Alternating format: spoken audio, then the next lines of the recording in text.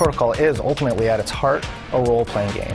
Beautiful night. It really has to do with the story and the characters. You come to kill me. There's a whole lot of enemies to fight, cool things to find, doors to kick down. You get lots of toys and guns and gadgets. We have the reality that you imagine in your head when you're walking out of a James Bond movie. It's just like blah, blah, blah. Make people just go, holy shit, that was awesome. Everybody talks about story in games, and that story is the most important thing, but I think we really hit it. I'd say it goes as far as donkey punching it.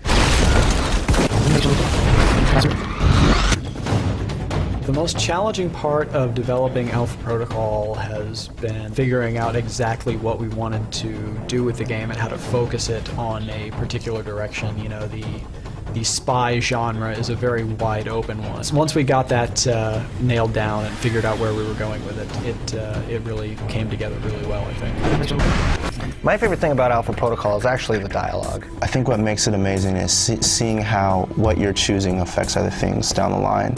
What you do now, huh? Kill me? That not get your missiles back. A lot of the more interesting, tense moments in the game come when you don't really know what an enemy's motives are and what their agenda is. You can't stop us. You haven't won yet, asshole. When it comes to the main character, Michael Thornton, we didn't want him to be too good looking. He is not your prototypical super secret spy, but he's still likable. I can't. You don't know what's going to happen. Neither do you. My favorite secondary character in Alpha Protocol is definitely the German mercenary Z. I think we will be fast friends, darling. The voice acting for Z was really fantastic.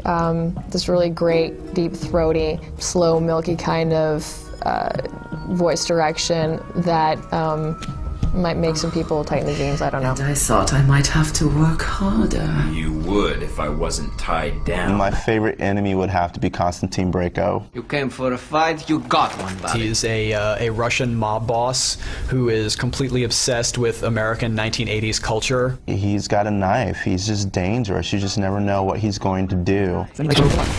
My personal favorite gadget is the noisemaker. All it does is project a little burst of noise at a distant location. It'll cause enemies to respond as though they've heard the player over there, and they'll go and check it out.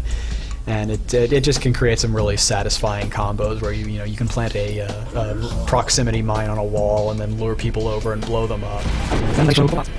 Yeah, the world feels very different just depending on location. You're traveling all over the world, and we wanted to make sure that when the players are going from different hub to hub, that they know exactly where they are.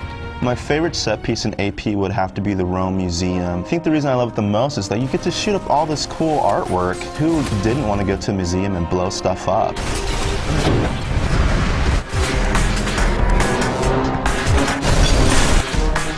When people look at Alpha Protocol, they have a hard time understanding how it all fits together. I want to know what you're doing here. Who sent you? Until people play it and see how we've constructed everything and how all of these pieces of the puzzle fit together, they're not really going to get it. Who the heck are these guys? I think when they play it, they will get it, and then they're going to think, wow, this is great. Case of emergency.